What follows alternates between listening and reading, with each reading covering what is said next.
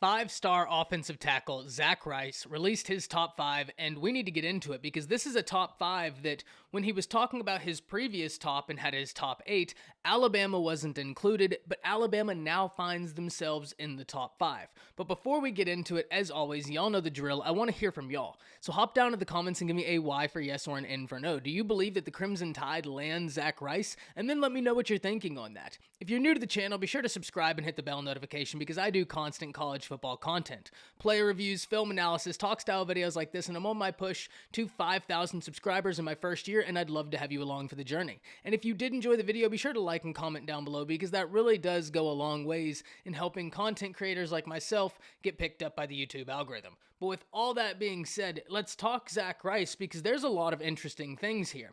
And I'll start with the University of Alabama. He's very close with Sal Sunseri, and the reason is because his high school coach played against Sunseri when they were both in college. This connection is boding well for Alabama because Alabama has really ramped up the recruiting on Rice again. Doug Marrone coming in is a big factor, and Doug Marrone is a guy that has really been making waves in the recruiting world. And when you listen to recruits talk about the University of Alabama, this isn't the first time that Alabama wasn't previously in the top 8 or whatever it was for a recruit, and then they get Doug Marrone, and now they are. The same thing happened with Devin Campbell, and by no means am I saying that Kyle Flood isn't an excellent offensive line recruiter. We saw the contrary the year before. He's fantastic and a great offensive line coach, but I think kids are really very excited about the NFL experience. In fact, in a video later, we're going to talk about a recruit calling Alabama's coaching staff a complete upgrade full of NFL guys, and that to them was incredibly appealing. But Zach Rice didn't previously have Alabama in the top 8 like we just talked about, and now Alabama finds themselves there. And even though Alabama has made up a lot of ground, and you have to like where they are, there's still a lot of ground to be made up for the Crimson Tide. Let's make no mistake about this. I think the Crimson Tide are in prime position. They have to enjoy where they're at, especially being able to make up so much ground over teams that were and probably could have been here over Alabama. Doug Marrone's great there, Sunseri's great there, but that needs to keep going because there's still, in my opinion, a little bit of a gap.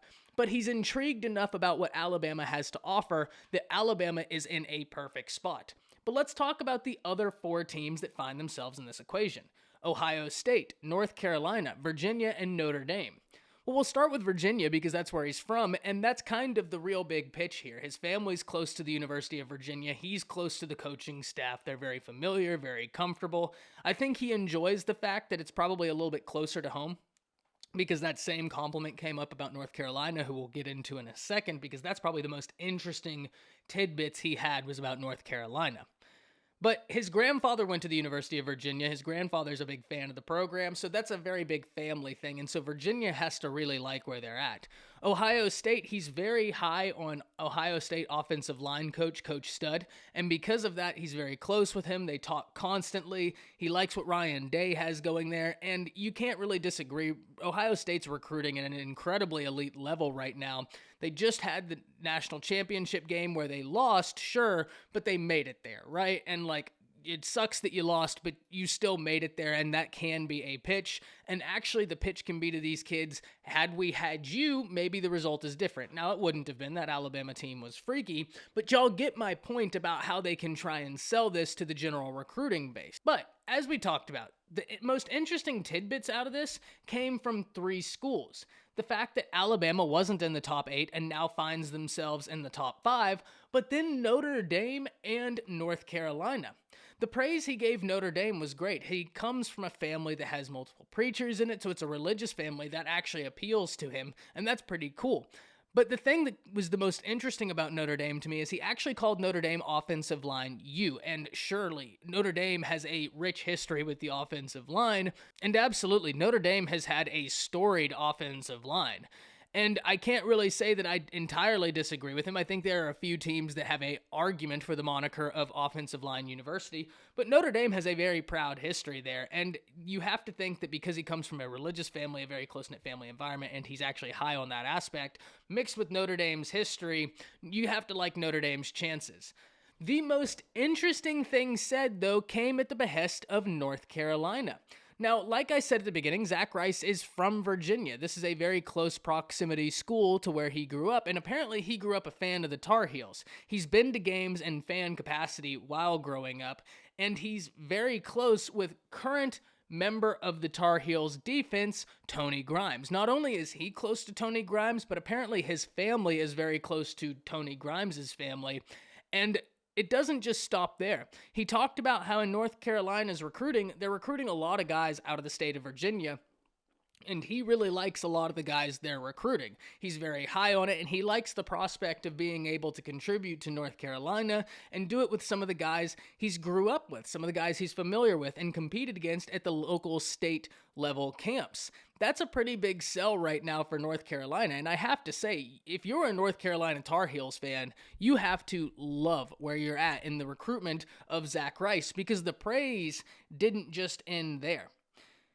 He not only said that he was a fan of North Carolina growing up, he's not only a fan of what they have going right now, and you really can't blame him when you look at what North Carolina's doing right now. North Carolina's very impressive, and they're a very talented team. I'm very excited for football to come back so I can see what they continue to do.